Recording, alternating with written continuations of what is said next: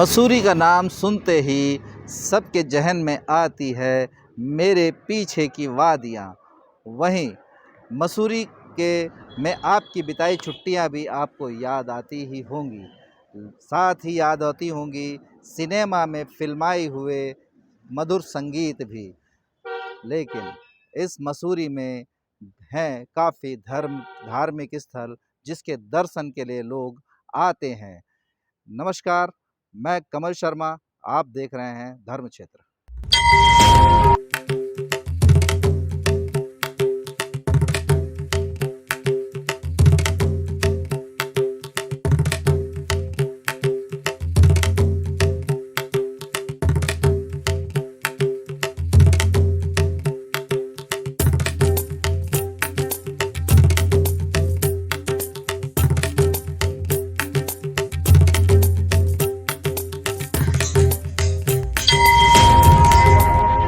मसूरी, जब भी हमें छुट्टी बताने का मन होता है हम चले आते हैं मसूरी की ओर।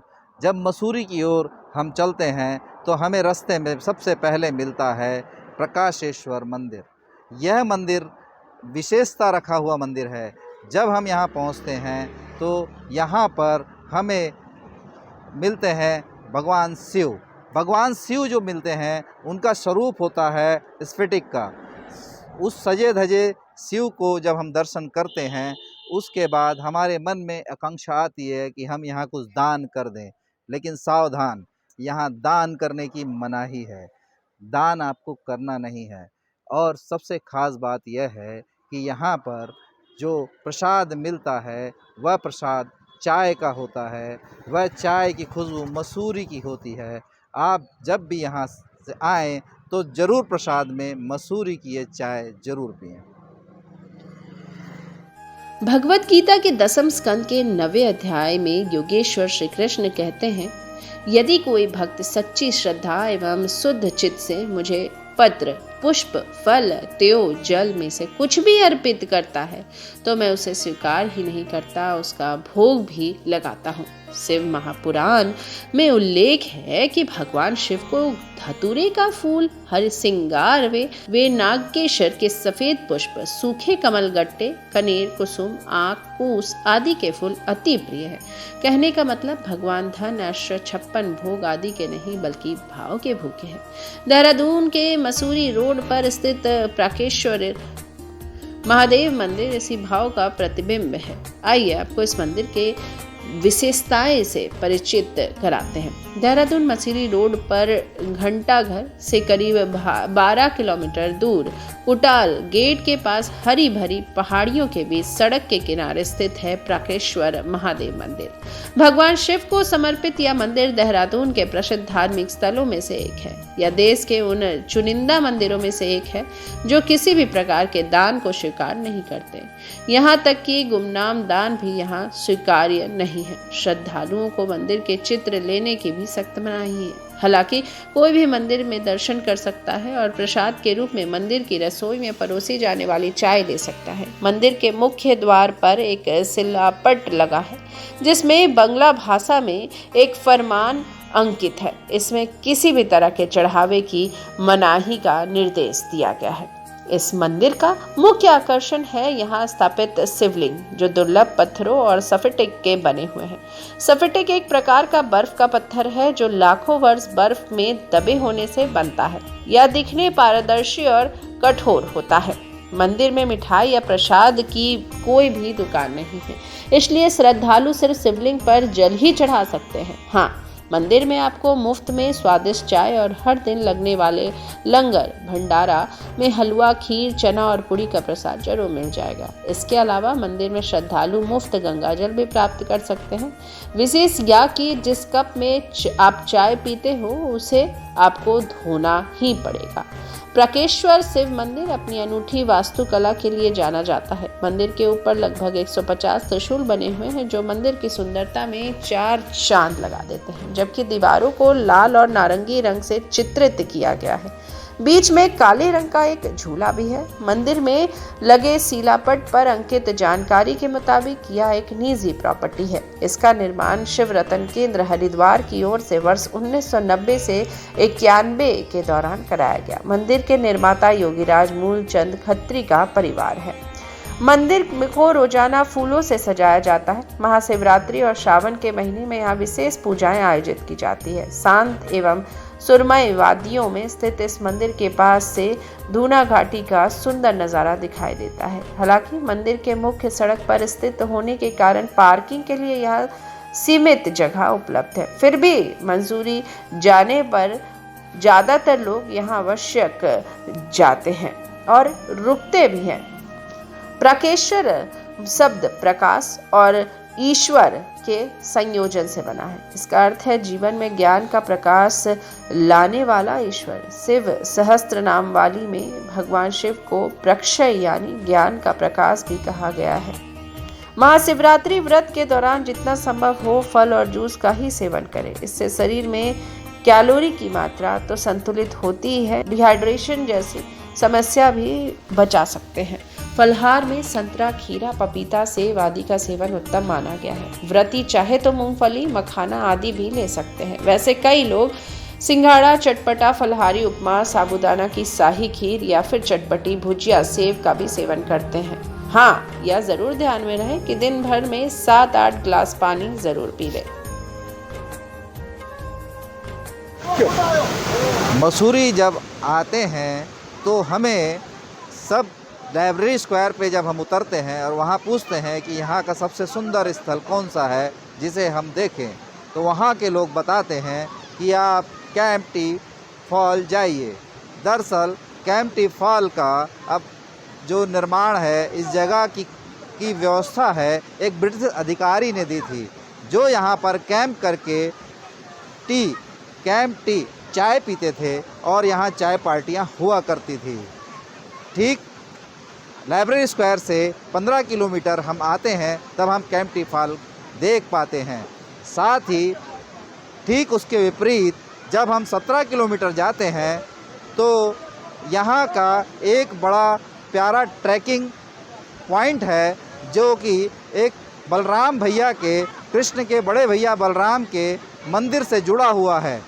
वह स्पॉट जो ट्रैकिंग स्पॉट है वहाँ पर जाकर हम दोनों चीज़ों का आनंद ले सकते हैं। एक तो हम हमारे मंदिर का दर्शन कर सकते हैं जो बलराम भैया का है, और एक हम वहाँ पे ट्रैकिंग का आनंद ले सकते हैं।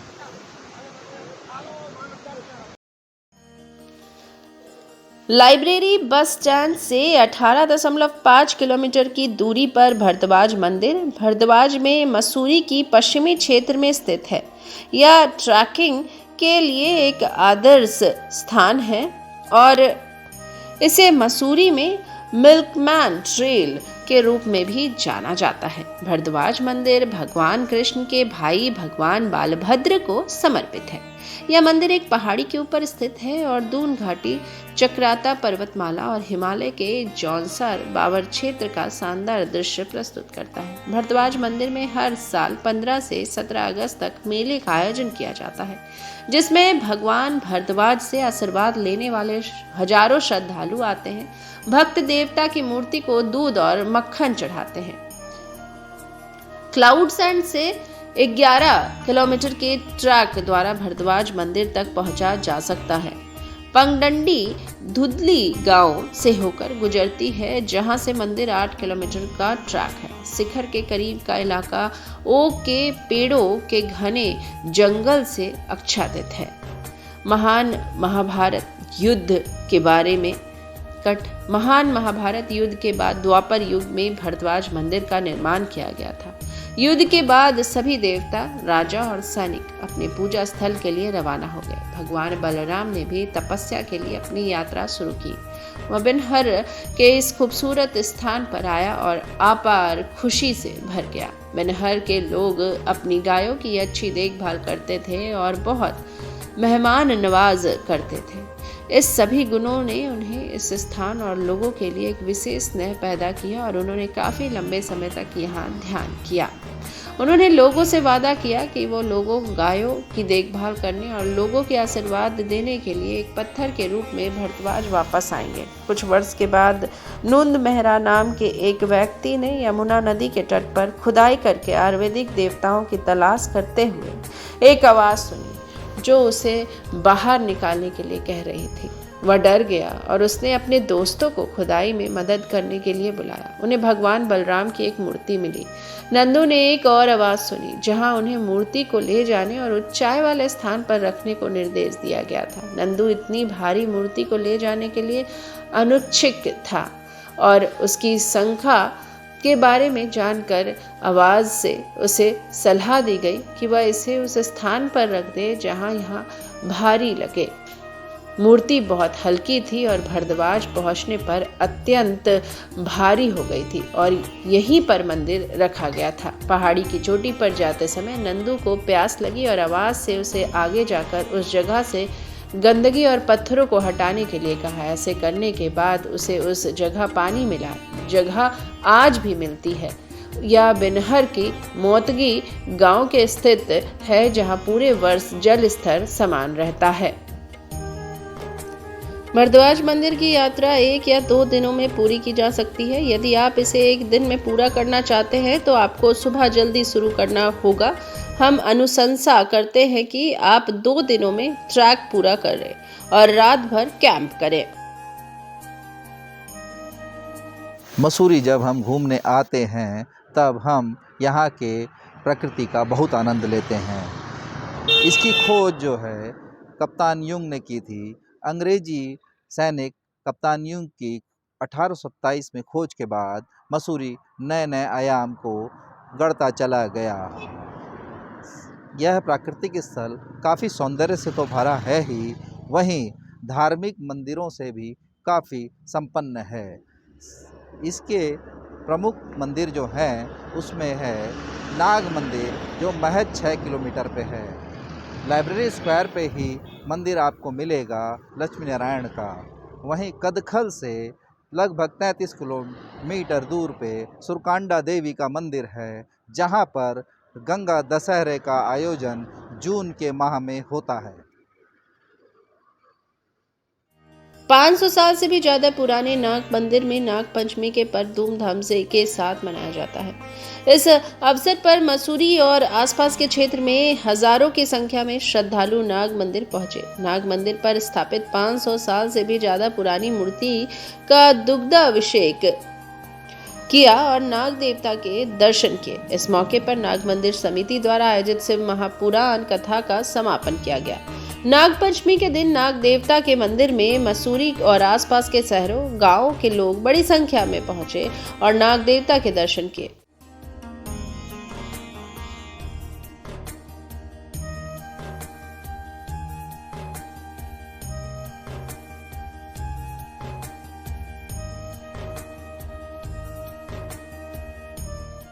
इस दौरान श्रद्धालु ने मनौती भी मांगी। इस मौके पर मंदिर समिति द्वारा विशाल भंडारे का भी आयोजन किया गया। ग्रामीणों का कहना है कि उनके कुल देवता नाग है। जो कोई भक्त इस मंदिर के सच्चे मन से मन्नत मांगता है उसकी मुराद अवश्य ही पूरी हो जाती है। यह मंदिर करीब 500 साल पुराना बताया जाता है। कहा जाता है कि वर्षों पहले गाय चरकर शाम के समय अपने गौशाला में पहुंची थी तो उसके थनों में दूध नहीं पाया जाता था क्योंकि वह अपना दूध पत्थर पर छोड़कर आ जाती थी।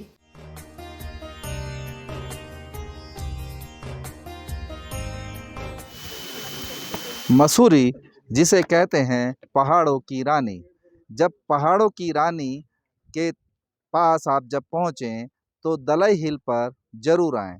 जब दलई हिल पर आप पहुँचेंगे तो सुंदर रमणीय दृश्य तो आपको मिलेंगे ही, साथ ही यहाँ पर मिलेगा आपको कुछ और आनंद भी। उस आनंद के साथ मिलेगी बुद्ध की शांति। दरअसल यहाँ पर तिब्बतियों का आगमन हुआ था भारत में सबसे पहले।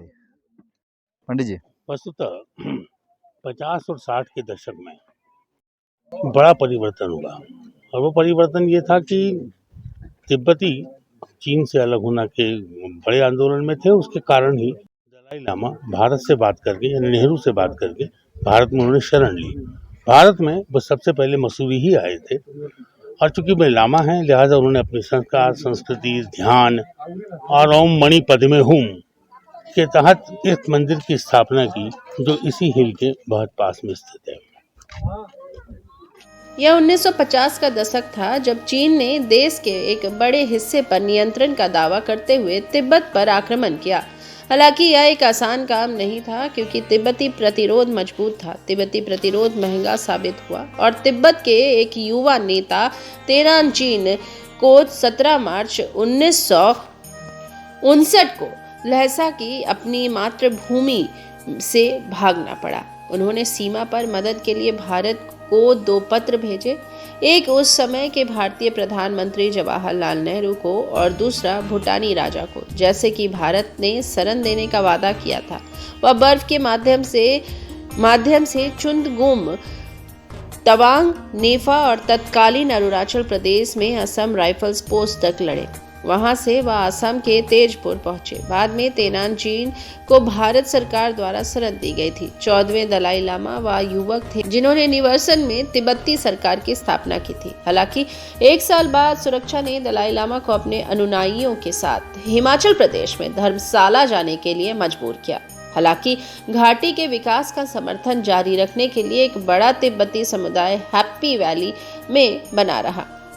दलाई हिल्स मसूरी में स्थित बहुत ही शानदार और बेहद खूबसूरत जगहों में से एक है। मसूरी में दलाई हिल्स तिब्बती मंदिर से लगभग 400 मीटर की पैदल दूरी पर हैप्पी वैली मसूरी में सुडोप चाफलिंग मंदिर है। यहाँ बौद्ध प्रार्थना के झंडों से सजाया गया है और 20वीं क्षेत्रीय तिब्बती युवा कांग्रेस द्वारा निर्मित भगवान बुद्ध की एक मूर्ति है। 13 जून 2014 को ही बीमारी, युद्ध, संघर्ष और प्राकृतिक आपदा को रोकने के लिए मसूरी दलाई हिल्स उत्तराखंड के विशाल गढ़वाल हिमालय श्रृंखला का विहंगम दृश्य प्रस्तुत करती है। जो लोग मसूरी के हिल स्टेशन की सुंदरता और आकर्षण देखना चाहते हैं, उनके लिए दलाई हिल्स शांत और निर्मल है। ट्रैकर्स दलाई हिल्स का भी लुत्फ उठाएंगे। आप विभिन्न ट्रैकिंग मार्गों में से चुन सकते हैं जो दलाई हिल्स से शुरू होते हैं और जीव जंतु और वनस्पतियों से भरे घने जंगलों से होकर गुजरते हैं। यदि आप ट्रैकिंग के लिए दलाई हिल्स जाने की योजना बना रहे हैं तो अपने साथ स्नैक्स ले जाएं। लंबी सैर के बाद आप थकान महसूस कर सकते हैं। हालांकि आपको क्षेत्र में कूड़ा नहीं डालना चाहिए और अपना कचरा वापस लाना चाहिए। एक छोटी सी सांस लें और एक बात याद रखें कि जीवन आपके आराम क्षेत्र के अंत में शुरू होता है।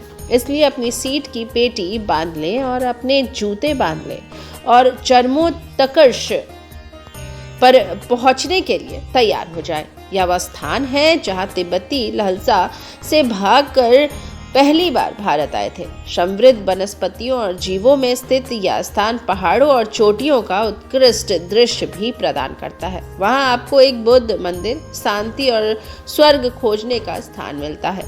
अगर आप यहाँ सड़क मार्ग से जाते हैं तो ISBT Kashmiri gate bus stand, नई दिल्ली से देहरादून और मसूरी तक कई बस उपलब्ध है। टैक्सी, बस या कैब के जरिए मसूरी तक पहुँचे। लाइब्रेरी बस स्टैंड पहुँचे। अगर आप रेल द्वारा जाना चाहते हैं तो दलाई हिल से 37 किलोमीटर की दूरी पर स्थित देहरादून रेलवे स्टेशन निकटतम रेल संपर्क है। एल्कोए, नई दिल्ली, ETC जैसे शहरों से कई ट्रेन के जो देहरादून आती है। आप आगे टैक्सी या बस द्वारा देहरादून रेलवे स्टेशन से मसूरी की यात्रा कर सकते हैं। अगर आप वायु द्वारा जाते हैं तो निकटतम हवाई संपर्क जॉलीग्रांट हवाई अड्डा है, जो दलाई हिल से 62 किलोमीटर की दूरी पर स्थित है। आप जॉलीग्रांट हवाई अड्डे से मसूरी के लिए कैब या टैक्सी बुक कर सकते हैं या बस किराए की बाइक से यात्रा कर सकते हैं। फिर मसूरी से हैप्पी वैली तक यात्रा करें, जो मसूरी में लाइब्रेरी बस स्टैंड से 3 किलोमीटर की दूरी पर है।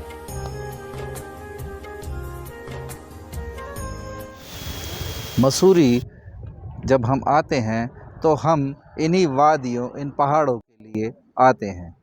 केम्प्टी फॉल यहाँ का सबसे सुंदर क्षेत्र माना जाता है। लोग वहाँ जाते ही हैं, लेकिन हमने आपको यहाँ दिखाए हैं धर्म क्षेत्र में यहाँ के मंदिरों को, जिसमें जो मंदिर है, सबसे पहले हम मंदिर का दर्शन किया हमने प्रकाशेश्वर महादेव का।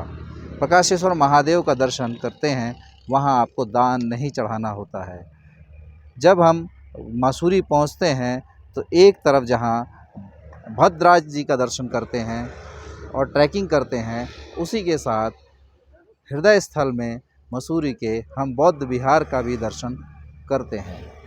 और तो और लाइब्रेरी चौक पर हम लक्ष्मी नारायण मंदिर का भी दर्शन कर सकते हैं। धर्म क्षेत्र में आपने सब देखा। नमस्कार।